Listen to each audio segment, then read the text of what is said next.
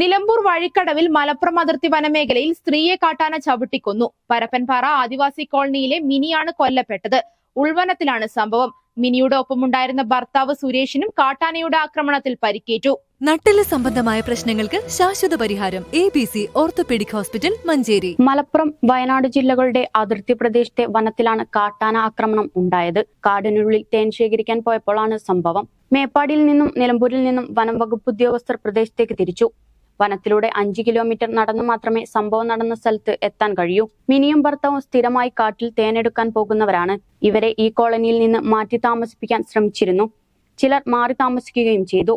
എന്നാൽ സുരേഷിന്റെ കുടുംബം അടക്കമുള്ളവർ കോളനിയിൽ തുടരുകയും ചെയ്തു.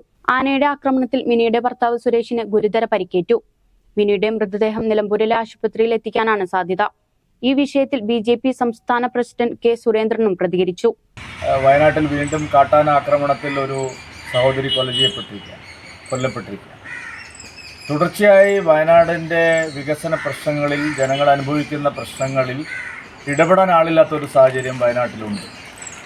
സംസ്ഥാന ഗവൺമെൻറ്റിൻ്റെ ഗുരുതരമായിട്ടുള്ള കുറ്റം ഈ കാര്യത്തിൽ വളരെ സ്പഷ്ടമാണ്. കാരണം കാട്ടാന ആക്രമണങ്ങളെ, വന്യജീവി ആക്രമണങ്ങളെ നേരിടുന്നതിനുള്ള ശാസ്ത്രീയമായിട്ടുള്ള സംവിധാനങ്ങളൊന്നും തന്നെ സർക്കാരിൻ്റെ കയ്യിലില്ല. പരിശീലനം കിട്ടിയ ഉദ്യോഗസ്ഥന്മാരില്ല. പുതിയ സാങ്കേതിക വിദ്യ കൈകാര്യം ചെയ്യാൻ കഴിയുന്ന സംവിധാനങ്ങളില്ല. കേന്ദ്ര സർക്കാർ ഇതിനു വേണ്ടി നൽകുന്ന പണം ദുരുപയോഗം ചെയ്യുന്നു. മാത്രമല്ല, ആവശ്യമാണെങ്കിൽ വെടിവെക്കാനടക്കം ഉത്തരവ് കൊടുത്തിട്ടും ഇത്തരത്തിൽ മനുഷ്യരെ ക്രൂരമായി കൊലപ്പെടുത്തുന്ന വന്യജീവികളെ നിയന്ത്രിക്കുന്നത് ദയനീയമായി സർക്കാർ പരാജയപ്പെട്ടിരിക്കുകയാണ്. ഇതൊരു ക്രിമിനൽ കുറ്റമാണ് സർക്കാർ ചെയ്യുന്നത്. പക്ഷേ ഇത്തരം വിഷയങ്ങളിൽ ജനങ്ങളുടെ ആശങ്കയും ഭീതിയും അകറ്റാൻ കഴിയുന്ന ഒരു നേതൃത്വം വയനാട് ലോക്സഭയ്ക്കില്ല. തീർച്ചയായിട്ടും രാഹുൽജി വളരെ വലിയൊരു നേതാവാണ്. പക്ഷേ അദ്ദേഹം ഈ മണ്ഡലത്തിൽ വരുന്നില്ല, ജനങ്ങളുടെ ആശങ്കകൾ പരിഹരിക്കുന്നില്ല. വയനാടിന് വേണ്ടി ഒരു പ്രത്യേകമായിട്ട് എന്തെങ്കിലും ചെയ്യാൻ അദ്ദേഹം തയ്യാറാവുന്നില്ല.